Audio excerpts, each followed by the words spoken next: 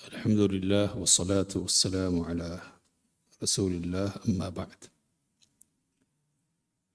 صحابہ کرام رضوان اللہ تعالی علیہم اجمعین کی سیرت کے بیان کا جو ہفتہ واری سلسلہ ہے، اس کی پچھلی کڑی میں تیسرے خلیفہ سیدنا عثمان بن عفان رضی اللہ تعالی عنہ کا تذکرہ ہوا تھا۔ حضرت عثمان رضی اللہ تعالی عنہ کا جو تذکرہ ہوا وہ غزوہ تبوک میں ان کی جو شرکت ہے اور وہ تعاون ہے اس سلسلے تک پہنچا تھا۔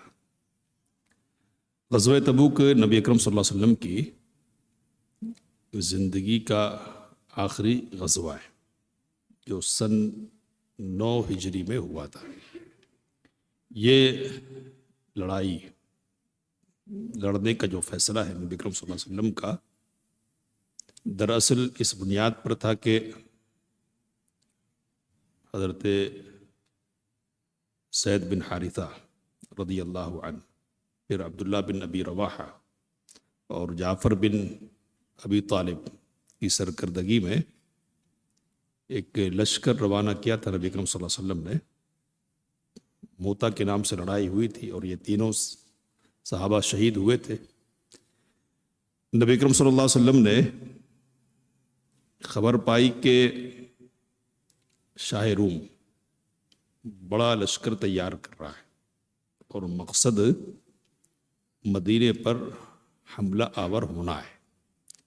نبی صلی اللہ علیہ وسلم کا طرز عمل ہمیشہ کا یہ رہا ہے کہ آپ صلی اللہ علیہ وسلم نے دفاعی جنگ نہیں لڑی، آپ کا ہمیشہ کا معمول اقدام کا تھا، یعنی آگے بڑھ کر مقابلہ کرنے کا تھا۔ تو آپ صلی اللہ علیہ وسلم کو اطلاع ملی کہ لشکر تیار کیا جا رہا ہے، آپ نے سوچا کہ قبل اس کے کہ وہ آئیں ہم ان کی طرف جائیں گے اور ان کا مقابلہ کریں گے۔ لیکن یہ مقابلہ آسان نہیں تھا، کئی پہلوؤں سے آزمائش سے بھرا ہوا تھا۔ ایک بات تو یہ تھی کہ بہت دور دراز کا سفر تھا، دوسری بات یہ کہ مقابلے میں سپر پاور وقت کا ایک تھا، اور تیسری بات یہ تھی کہ اسباب جو ہوتے ہیں نا جنگ کے، وہ اسباب نہیں تھے۔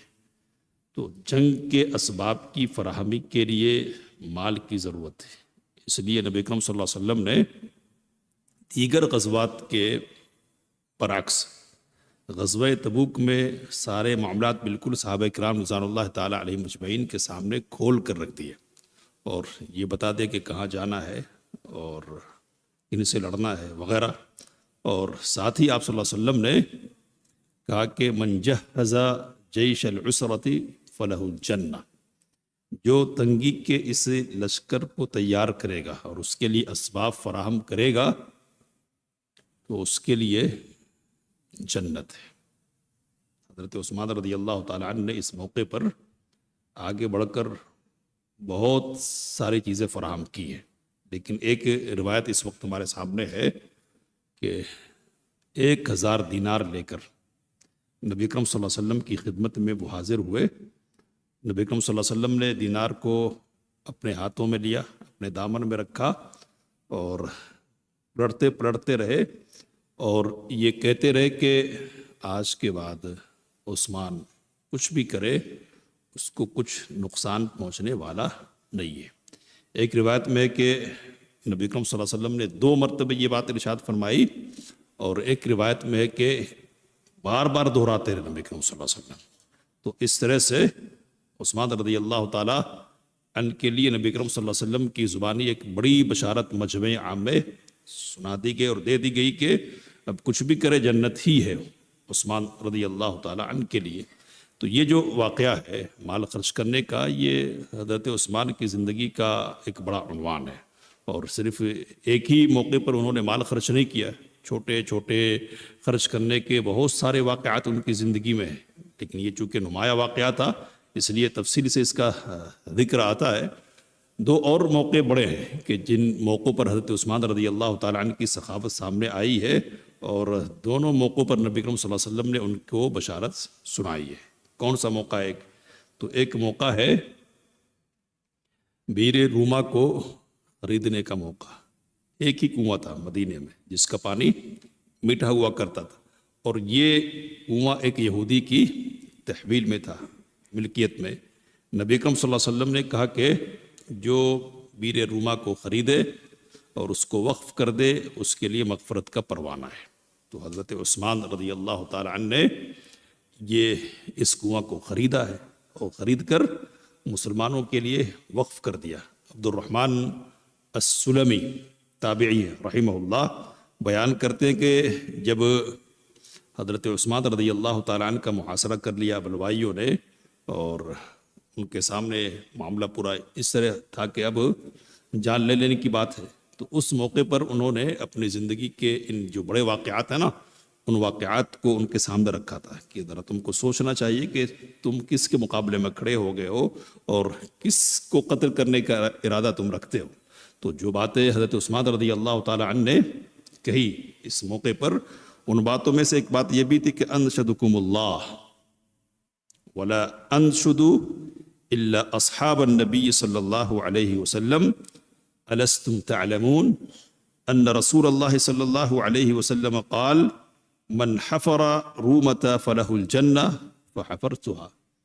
میں تمہیں اللہ کا واسطہ دیتا ہوں، اللہ کا واسطہ، اور کہا کہ یہ جو واسطہ ہے نا، میں صرف اللہ کے رسول صلی اللہ علیہ وسلم کے صحابہ کو دے رہا ہوں، کسی اور کو دینے کی ضرورت نہیں ہے، کسی اور سے گواہی لینے کی ضرورت مجھے نہیں ہے۔ میں واسطہ دے کر کیا پوچھتا ہوں؟ تو کہا کہ میں یہ پوچھنا چاہتا ہوں کہ کیا تمہیں یہ بات معلوم نہیں ہے کہ رسول اللہ صلی اللہ علیہ وسلم نے ارشاد فرمایا تھا کہ کون ہے جو روما کا کنواں کھود ڈالے، یعنی خرید کے اس کو اللہ کے نام پر وقف کر دے، اور اس کے لیے جنت کی بشارت ہے۔ تو میں نے وہ کنواں خریدا اور اس کو میں نے اللہ کے راستے میں وقف کر دیا، اللہ کا واسطہ دے کر۔ حضرت عثمان رضی اللہ تعالیٰ عنہ نے پوچھا سارے لوگوں نے کیا کہا؟ تو سارے لوگوں نے کہا کہ آپ صحیح کہتے۔ تو حضرت عثمان رضی اللہ تعالیٰ عنہ نے اس موقع پر کہا کہ اللہم اشہد اللہم اشہد اللہم اشہد، اے اللہ تو گواہ رہنا، اے اللہ تو گواہ رہنا، یہ گواہی دے رہے کہ میں نے تیرے لیے یہ کام کیا تھا۔ مسجد نبوی نبی اکرم صلی اللہ علیہ وسلم نے تعمیر کی مدینے میں، ایک چھوٹی سی حالت میں تھی، اور اس وقت جو مسلمانوں کی تعداد تھی نا، اس کے مطابق ضرورت پوری ہونے کی حد تک کافی ہو رہی تھی، لیکن بعد میں تعداد میں اضافہ ہوا، اور ایک مقصد کے لیے نہیں بلکہ کئی مقاصد کے لیے مسجد کا استعمال ہوتا تھا، بلکہ جتنے اجتماعی مسائل تھے سارے کے سارے مسائل کیا ہے، مسجد نبوی میں حل ہوا کرتے تھے۔ تو اس طرح تعداد کی کثرت کی بنیاد پر نبی اکرم صلی اللہ علیہ وسلم نے ضرورت محسوس فرمائی کہ مسجد نبوی کی توسیع ہونی چاہیے، تو توسیع کے لیے زمین کی ضرورت تھی، زمین کی ضرورت۔ اس موقع پر نبی اکرم صلی اللہ علیہ وسلم نے اعلان فرمایا اور کہا کہ مسجد کے بازو میں کھلیان ہے فلاں کا، جو اس کھلیان کو خرید کر مسجد کے لیے دے دے گا اس کے لیے جنت ہے۔ تو یہاں بھی پڑھنے والا کون ہے؟ تو بلوائیوں کو کہا تھا حضرت عثمان رضی اللہ تعالیٰ عنہ نے کہ انشدکم باللہ الذی لا الہ الا ہو، اس اللہ کا واسطہ دے رہا ہوں کہ اس کے سوا کوئی معبود برحق نہیں ہے۔ کیا تم جانتے ہو کہ رسول اللہ صلی اللہ علیہ وسلم نے کہا تھا کہ من ابتاع مربد بنی فلان غفر اللہ لہ، کہ جو بنو فلاں کے کھلیان کو خرید کر اس کو وقف کر دے اللہ اس کو بخش دے گا، اس کے لیے بخشت کا پروانہ ہے۔ کہتے ہیں کہ فابتعتہ ب20 الفا او 25 الفا، تو میں نے اس کھلیان کو 20 یا 25 ہزار دینار میں خرید کر اللہ کے راستے میں وقف کر دیا تھا۔ کہتے ہیں کہ میں نے نبی صلی اللہ علیہ وسلم کی خدمت میں حاضر ہوا اور کہا کہ اللہ کے رسول صلی اللہ علیہ وسلم میں نے اس کو خرید لیا ہے، کہا کہ اس کو ہماری مسجد میں کر دو اور تمہارے لیے اجر ہے۔ تو کہتے ہیں کہ میں نے کر دیا۔ لوگوں نے کہا اللہم نعم، ہاں اللہ کو گواہ بنا کر ہم کہہ رہے کہ آپ نے ایسا کیا تھا۔ تو یہ بڑے واقعات ہیں خرچ کرنے کے، اور ان واقعات کی بنیاد پر شخصیت کی ایک خوبی نمایاں ہو رہی ہے۔ وہ کیا خوبی ہے سخاوت کی خوبی. اللہ نے مال دیا تھا، تاجر تھے، بڑے تاجر تھے، تو مال دیا تھا، اور مال دینے کے ساتھ ساتھ کیا ہے، فَسَلَّطَهُ عَلَى هَلَكَتِهِ، قابل رشک بنا دیا تھا اس حوالے سے کہ مال خرچ کرنے کی بھی توفیق اللہ تعالیٰ نے دی تھی. ویسے فضول خرچیہ زندگی میں نہیں تھی، اس طرح کے واقعات بھی ہیں، لیکن جہاں خرچ کرنے کا موقع تھا نا، تو ہاتھ بالکل حضرت عثمان رضی اللہ تعالیٰ عنہ کے بالکل کھل جایا کرتے تھے. تو یہ تو سخاوت کی بات ہوئی. اوصاف حمیدہ میں اچھے جو اوصاف تھے حضرت عثمان رضی اللہ تعالیٰ عنہ کے، ان میں سے ایک صفت ان کی حیا کی صفت ہے. حیا، بڑے حیادار تھے. اور سیدہ عائشہ رضی اللہ تعالیٰ عنہا کی روایت ہے کہ نبی صلی اللہ علیہ وسلم ہمارے یہاں تشریف رکھتے ہیں، آپ کی ران سے کپڑا ہٹا ہوا ہے. ابو بکر رضی اللہ تعالیٰ عنہ آئے، اجازت طلب کی، اور آپ صلی اللہ علیہ وسلم نے اجازت دے دی، اور اپنی جگہ پر جیسے تھے ویسے ہی رہے. پھر حضرت عمر فاروق رضی اللہ تعالیٰ عنہ تشریف لائے، اجازت طلب کی، اجازت دے دی، اندر تشریف لے آئے. وہ نبی صلی اللہ علیہ وسلم اپنی جگہ پر ہی رہے. پھر حضرت عثمان تشریف لائے، کون ہے؟ عثمان ہے، اجازت دی، اور پھر آپ صلی اللہ علیہ وسلم نے کیا کر لیا؟ کپڑا صحیح کر لیا. کہا کہ دو آئے تھے تو آپ تو اپنی جگہ پر رہے، اور عثمان آئے تو آپ نے اپنے آپ کو ٹھیک کر لیا. تو اس موقع پر نبی کریم صلی اللہ علیہ وسلم نے کہا تھا کہ الا استحیی من رجل تستحیی منہ الملائکہ، میں ایسے آدمی سے حیا نہ کروں کہ جس سے فرشتے بھی حیا کرتے ہیں. اور نبی صلی اللہ علیہ وسلم نے ایک لمبی روایت میں، جس میں بعض صحابہ کرام رضوان اللہ تعالیٰ علیہم اجمعین کے اوصاف بیان فرمایا، آپ نے کہا کہ وَأَصْدَقُهُمْ حَيَاءً عثمان، میری امت میں حیا کے اعتبار سے سب سے سچے اور پکے کون ہیں؟ عثمان رضی اللہ تعالیٰ عنہ. تو حیادار تھے. اللہ کے رسول صلی اللہ علیہ وسلم نے کئی موقعوں پر، یہ 3 مواقع ہمارے سامنے آئے نا، تو جنت کی گواہی تو ہے، یہ بخشش کا پروانہ دیا گیا ہے، لیکن صاف لفظوں میں ویسے بھی حضرت عثمان کیا ہے؟ جنتی ہے. یہ بات نبی کریم صلی اللہ علیہ وسلم نے سنائی ہے. حضرت عائشہ رضی اللہ تعالیٰ عنہ بیان کرتی ہے کہ نبی صلی اللہ علیہ وسلم موجود ہے، حضرت ابو بکر آئے، اجازت طلب کی، کہا کہ اجازت دے دو، اور ساتھ میں جنت کی خوشخبری بھی سنا دو. حضرت عمر آئے، کہا کہ اجازت دے دو، اور اجازت کے ساتھ ساتھ کیا ہے؟ جنت کی خوشخبری بھی سنا دو. اور پھر عثمان آئے، انہوں نے اجازت طلب کی، تو کہا کہ اجازت دے دو، جنت کی خوشخبری سنا دو، اور یہ بھی بتا دو کہ ایک خاص آزمائش سے ان کو گزرنا پڑے گا. آزمائش سے یعنی شہادت اس احد پہاڑ پر، ایک روایت کے مطابق، صحیح روایت، اور ایک روایت کے مطابق غار حرا نامی پہاڑ پر نبی کریم صلی اللہ علیہ وسلم ہیں. آپ صلی اللہ علیہ وسلم کے ساتھ حضرت ابو بکر ہے، آپ صلی اللہ علیہ وسلم کے ساتھ حضرت عمر ہے، اور آپ صلی اللہ علیہ وسلم کے ساتھ حضرت عثمان ہے. حرکت ہو گئی، حرکت. تو نبی کریم صلی اللہ علیہ وسلم نے کہا اثبت یا احد، احد ذرا اپنی جگہ پر رہو، تمہارے اوپر کون ہے؟ تو کہا کہ ایک نبی ہے، ایک صدیق ہے، اور 2 شہید ہیں. 2 شہید کون ہیں؟ تو عمر اور عثمان ہے رضی اللہ عنہما. تو یہاں بھی نبی کریم صلی اللہ علیہ وسلم نے جنت کی ایک طرح سے بشارت دے دی ہے. تو حضرت عثمان جنتی ہیں. اللہ نے کئی مرتبہ نبی کریم صلی اللہ علیہ وسلم کی زبانی دنیا میں ان کو جنت کی بشارت دلوائی ہے، لیکن اللہ تعالیٰ کی مشیت تھی کہ وہ آزمائش سے گزرے. اور نبی کریم صلی اللہ علیہ وسلم نے تاکید کی تھی کہ جب آزمائش کا مرحلہ آئے نا تو جمع رہنا، اور جو تاج پہنایا نا سر پر اللہ نے، اس تاج کو اپنے سے اتارنا نہیں ہے. چھین لے لوگ، قتل کر دے، شہید کر دے، الگ مسئلہ ہوگا، لیکن اس کو چھوڑنا نہیں ہے. تو اس وصیت کے مطابق انہوں نے چھوڑا نہیں ہے.